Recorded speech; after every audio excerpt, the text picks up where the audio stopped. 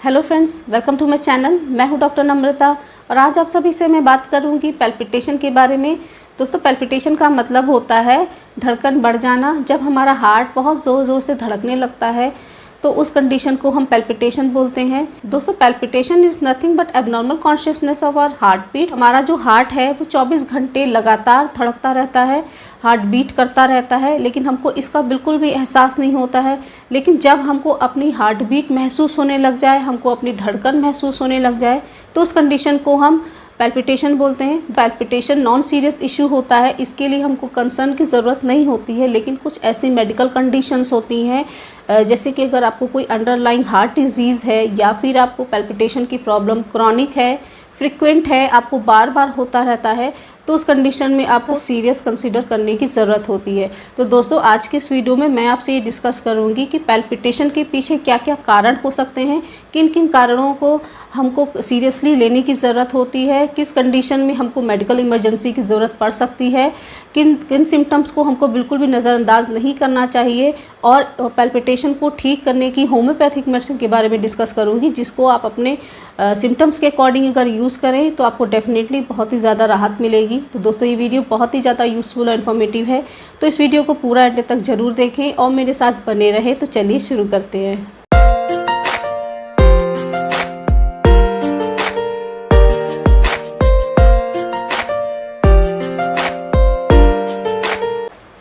दोस्तों, वीडियो को शुरू करने से पहले अगर आप लोगों ने मेरे चैनल को अभी तक सब्सक्राइब नहीं किया है तो मेरे चैनल को सब्सक्राइब करके बेल आइकन को प्रेस कर लें, जिससे कि आने वाले वीडियो की नोटिफिकेशन आपको मिलती रहे। तो चलिए बात कर लेते हैं पैल्पिटेशन के पीछे क्या क्या कारण होते हैं। तो सबसे पहले बात कर लेते हैं ऐसे कारणों के जिनमें हमारा हार्ट इन्वॉल्व नहीं होता है, कोई भी अंडरलाइंग हार्ट डिजीज़ नहीं होती है, फिर भी हमको पैल्पिटेशन होता है। जिसमें सबसे पहला जो रीज़न होता है वो होता है mental stress, anxiety, grief, fear, fright, joy. इन सब कंडीशन में हमको पैल्पिटेशन हो जाता है। जैसे कि अगर आपको सडन कोई न्यूज़ मिलती है तो आप एकदम से एंशियस हो जाते हैं और स्ट्रेस्ड हो जाते हैं, तो उस कंडीशन में आपको पैल्पिटेशन हो सकता है। किसी मीटिंग में जाना है तो उस कंडीशन में आपको पैल्पिटेशन हो जाता है। या फिर अगर आपका कोई एग्ज़ाम है, आपको कोई पेपर देने जाना है, किसी इंटरव्यू में आपको जाना है, आपके कोई स्टेज परफॉर्मेंस है, उस कंडीशन में आपको पैल्पिटेशन हो सकता है। आप रोड पर जा रहे हो, आप रोड क्रॉस कर रहे हो, अचानक से आपके बगल से कोई गाड़ी निकल जाए तो उस कंडीशन में आपको पैल्पिटेशन हो सकता है। आपको कोई चिंता है, तनाव है, कोई शौक है उसकी वजह से, और ऐसा शौक है जिसको आप किसी को एक्सप्रेस नहीं कर पा रहे हो, कह ना पा रहे हो, तो उन सारी कंडीशन में हमको पैल्पिटेशन हो जाता है। बहुत तरह के फोबिया होते हैं, जैसे किसी को घोस्ट से फोबिया होता है और किसी को डॉग से फोबिया होता है, तो इस कंडीशन में भी हमको पैल्पिटेशन होता है। आपको अगर कभी कोई पैनिक अटैक वगैरह आया हो तो उस कंडीशन में भी हमारा हार्ट बहुत ज़ोर ज़ोर से धड़कने लगता है, तो उस कंडीशन में भी पैल्पिटेशंस हो जाते हैं। फिर नेक्स्ट होता है फिज़िकल एक्सर्शन, जैसे कि आप बहुत विगरस एक्सरसाइज कर लेते हैं, बहुत ही ज़्यादा वर्कआउट कर लेते हैं, बहुत तेज़ तेज़ दौड़ते हैं, रन करते हैं, सीढ़ियाँ चढ़ते हैं, कोई भारी सामान उठा लेते हैं, तो इन सारी कंडीशन में भी हमको पैल्पिटेशन हो जाता है। फिर कुछ कंडीशन होती हैं, कुछ स्टिमुलेंट्स होते हैं, जैसे कि caffeine, nicotine, tobacco, alcohol, carbonated drinks, कुछ ड्रग्स होती हैं जिनकी वजह से भी हमको पैल्पिटेशन हो जाता है। यूजुअली जो पैल्पिटेशन होता है उसके पीछे साइंटिफिक रीज़न ये होता है कि हमारी बॉडी में एड्रेनलिन रश बढ़ जाता है। एड्रेनलिन एक हार्मोन होता है जो कि हमारी बॉडी में जब रिलीज़ होता है तो वो हमारे ब्लड प्रेशर को बढ़ा देता है, हार्ट बीट को बढ़ा देता है, जिसकी वजह से हमको पैल्पिटेशन होने लगता है। फिर कुछ कंडीशन होती हैं, जैसे कि फ़ीवर वगैरह में आपको कोई इन्फेक्शन हुआ है तो उस कंडीशन में भी आपको पैल्पिटेशन हो जाता है। फिर कुछ मेडिकल कंडीशन होती हैं, जैसे कि एनीमिया, जब हमारी बॉडी में खून की कमी हो जाती है, ब्लड लॉस हो जाता है, जैसे कि डिलीवरी के बाद कंडीशन में हमको पैल्पिटेशन हो जाता है। मेंसेस बहुत ज़्यादा होते हैं, हैवी ब्लीडिंग होती है। एनीमिया में होता क्या है कि हमारी बॉडी में ऑक्सीजन प्रॉपर टिश्यूज़ को नहीं पहुंच पाती है, तो उस कंडीशन में भी हमको पैल्पिटेशन हो जाता है। फिर होता है एक कंडीशन और होती है हाइपरथायरॉयडिज्म, जब हमारी थायराइड ग्लैंड साइज़ में बढ़ जाती है, हमारी बॉडी में थायराइड हार्मोन्स का लेवल बढ़ जाता है, तो उस कंडीशन में भी हमको पैल्पिटेशन देखने को मिल सकता है। फिर इसके बाद एक कंडीशन होती है कि आपने ओवर ईटिंग कर ली है, आपको इंडाइजेशन हो गया है, डिस्पेप्सिया की कंडीशन में भी हमको पैल्पिटेशन हो जाता है। फिर होता है कुछ फीमेल्स में जब उनके हार्मोनल चेंजेस होते हैं उस टाइम भी हमको पैल्पिटेशन देखने को मिलता है, जैसे कि प्रेगनेंसी के टाइम पे, क्योंकि प्रेगनेंसी के टाइम पे हमारी बॉडी में हार्मोन्स का जो लेवल होता है वो चेंज हो रहा होता है। इसके साथ साथ हमारे शरीर में काफ़ी बदलाव आ रहे होते हैं, तो उस कंडीशन में भी हमको पैल्पिटेशन हो जाता है। और जो मीनोपॉजल फीमेल्स होती हैं जिनका पीरियड्स बिल्कुल ख़त्म हो चुके होते हैं, उनको मीनोपॉज के बाद हार्मोनल डिसबैलेंस की वजह से, हार्मोन्स की कमी की वजह से उनको पैल्पिटेशन हो जाता है। तो फ्रेंड्स, ये थे कुछ रीज़न जिसकी वजह से हमको पैल्पिटेशन हो जाता है, जिसमें हमारा हार्ट इन्वॉल्व नहीं होता है, अदर देन हार्ट डिजीज़ होता है। तो कुछ कंडीशन होती हैं जिसमें हमारा हार्ट इन्वॉल्व हो जाता है, हमारे हार्ट में कोई डिजीज़ होती है, उसकी वजह से हमको पैल्पिटेशन हो जाता है। ब्लड प्रेशर भी बढ़ा हुआ रहता है, तो उस कंडीशन में भी हमको पैल्पिटेशन हो जाती है। हमको अगर हमारे जो वॉल्व्स हैं वो प्रॉपर फंक्शन नहीं कर पा रहे हैं, वॉल्वुलर कोई डिजीज़ है, उस कंडीशन में हमको पैल्पिटेशन हो जाता है। एरिथमिया की कंडीशन में भी पैल्पिटेशन हो जाता है। हमारी हार्ट बीट का जो रिदम है वो बिगड़ गया हो, उस कंडीशन में भी हमको पैल्पिटेशन होता है। फिर हमको अगर कार्डियोमिगैली हो जाए, जैसे कि हमारा हार्ट का साइज़ बढ़ जाता है, तो उस कंडीशन में भी पैल्पिटेशन होता है। इसके अलावा एंजाइना के केसेस में, चेस्ट पेन जो हार्ट फेलियर होता है उसमें भी हमको पैल्पिटेशन होता है। कोरोनरी हार्ट डिजीज़ होती हैं, रूमेटिक हार्ट डिजीज़, इन सारी कंडीशन में पैल्पिटेशन हो जाता है। तो दोस्तों, इसको फिर से डिफ्रेंशिएट कैसे करेंगे कि हमको ये जो पैल्पिटेशन हो रहा है ये नॉर्मल पैल्पिटेशन है, नॉन सीरियस पैल्पिटेशन है या फिर सीरियस पैल्पिटेशन है। अगर आपको पैल्पिटेशन के साथ साथ सांस बहुत ज़्यादा फूल रही हो, चेस्ट में आपको टाइटनेस सी महसूस हो रही हो, स्टिचिंग पेन हो रहा हो, चेस्ट में चुभने वाला दर्द हो रहा हो, आपको ठंडा पसीना आ रहा हो, आपको फेंटिंग महसूस हो रही हो, सर आपका घूम रहा हो, डिजीनेस लग रही हो, नोजिया वॉमिटिंग लग रही हो, आपको चक्कर आ रहे हो, तो उस कंडीशन में आपको मेडिकल इमरजेंसी की बहुत ज़्यादा ज़रूरत होती है, क्योंकि हो सकता है ये जो सिम्टम्स आ रहे हैं वो किसी न किसी हार्ट डिजीज़ की वजह से आ रहे हो।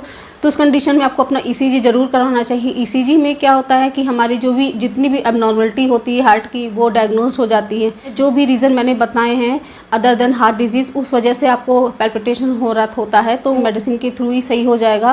फ्रेंड्स, चलिए बात कर लेते हैं होम्योपैथिक ट्रीटमेंट के बारे में। कौन कौन सी मेडिसिन है जिसको आप यूज़ कर सकते हैं अपने सिम्टम्स के अकॉर्डिंग।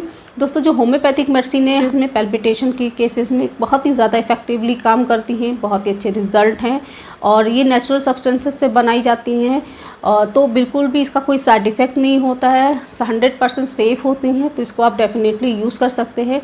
तो चलिए बात कर लेते हैं कौन कौन सी वो मेडिसिन हैं, जिसमें फर्स्ट मेडिसिन रहेगी एक्यूनेट। एक्यूनेट जितनी भी एक्यूट कंडीशंस होती हैं सडन ऑनसेट वाली, कि अचानक से आपको कोई न्यूज़ मिली है, अचानक से आपको ऐसी कुछ कंडीशन हुई जिसकी वजह से आप ओवर स्ट्रेस्ड हो गए हो, एंजाइटी बहुत ज़्यादा आपको हो गई हो, साथ में आपको फियर ऑफ डेथ हो, आपका दिल बहुत ज़ोर ज़ोर से धड़क रहा हो, तो उस कंडीशन में आप एक्यूनाइट 30 की 2 बूंद सुबह, दोपहर, शाम, रात आप इसको 15 दिन तक लीजिए, डेफिनेटली आपको बहुत आराम मिलेगा। नेक्स्ट मेडिसिन है इग्निशिया। अगर आपको किसी शोक की वजह से, कोई दुख की वजह से, ऐसा दुख जिसको आप किसी को एक्सप्रेस ना कर पा रहे हो, आप अंदर ही अंदर घुट रहे हो, उस कंडीशन में अगर आपको पैल्पिटेशन हो रहा है तो उस कंडीशन में आप इग्निशिया 30 की 2 बूंद सुबह, दोपहर, शाम रिपीट करिए, आपको काफ़ी रिलीफ मिलेगा।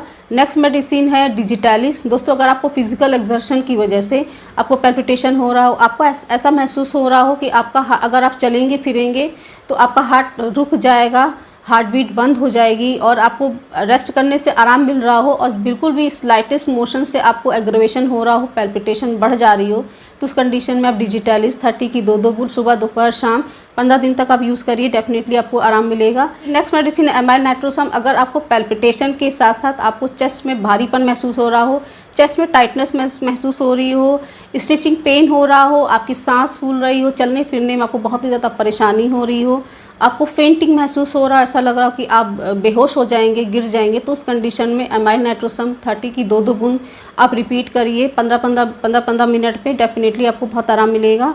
फिर नेक्स्ट मेडिसिन है, अगर आपको एलोपैथिक मेडिसिन के साइड इफ़ेक्ट की वजह से अगर आपको पैल्पिटेशन हो रहा है तो उस कंडीशन में आप नक्स वोमिका 30 की 2 बूंद सुबह, दोपहर, शाम रिपीट करिए 15 दिनों के लिए, तो आपको डेफिनेटली आराम मिलेगा।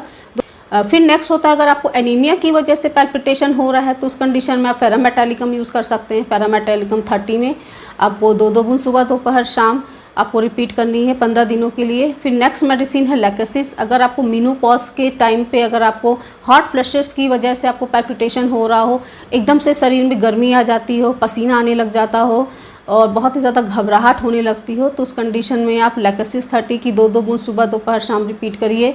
फिर नेक्स्ट मेडिसिन है, अगर आपको ओवर ईटिंग के बाद पैल्पिटेशन हो रहा हो, डिस्पेप्सिया के बाद पैल्पिटेशन हो रहा हो और ऐसा लगता हो कि आप थोड़ा बहुत भी खाते हो, बहुत ही ज़्यादा ब्लोटिंग हो रही हो, पेट बहुत ही ज़्यादा फूला फूला तना तना सा महसूस हो रहा हो, साथ में आपको पैल्पिटेशन बहुत ज़्यादा हो रहा हो, तो उस कंडीशन में आप AB स्कैन ले सकते हैं 30 में।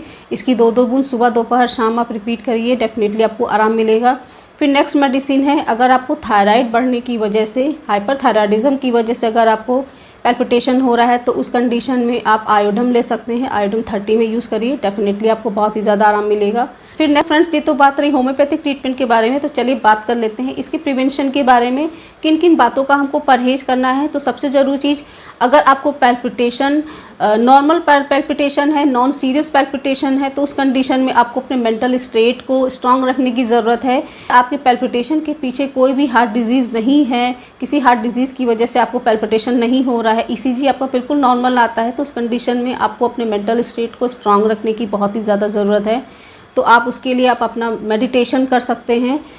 फिर होता है कि अगर आपको किसी चीज़ का एडिक्शन है, कोई बैड हैबिट है, जैसे कि आप अल्कोहलिक हैं, स्मोकिंग करते हैं, कैफ़ीन ज़्यादा लेते हैं, चाय कॉफ़ी ज़्यादा पीते हैं, तो उन सारी चीज़ों को आप अवॉइड करें, क्योंकि उसकी वजह से आपको पैल्पिटेशन बढ़ जाता है। अगर आपको खाना खाने के बाद पैल्पिटेशन की प्रॉब्लम होती है तो उस कंडीशन में आप खाने को बिल्कुल एक साथ ना खाएँ, थोड़ी थोड़ी मील थोड़ी थोड़ी इंटरवल पर खाएँ। खाना खाने के बाद 15 मिनट की वॉक ज़रूर करें। खाना खाते वक्त पानी ना पिएं। कम से कम 6 से 7 घंटे की नींद आप लें। अपनी नींद आप अवश्य पूरी करें, क्योंकि जब हम सोते हैं तो हमारा जो मेंटल स्टेट होता है, जो हमारा माइंड होता है, वो बिल्कुल रिलैक्स हो जाता है। तो आपको काफ़ी रिलीफ मिलेगा। तो आप अपनी नींद प्रॉपर लें। सो फ्रेंड्स, ये था डिस्कशन पैल्पिटेशन और उसके होम्योपैथिक ट्रीटमेंट के बारे में। आई होप ये वीडियो आप सभी को पसंद आया होगा। अगर आपको पसंद आया हो तो मेरे इस वीडियो को लाइक ज़रूर कर दें, ज़्यादा से ज़्यादा शेयर करें, और अगर आपने मेरे चैनल को अभी तक सब्सक्राइब नहीं किया है तो मेरे चैनल को सब्सक्राइब करके बेल आइकन को प्रेस कर लें, जिससे कि आने वाले वीडियो की नोटिफिकेशन आपको मिलती रहे। Thanks for watching. Wishing all very good health.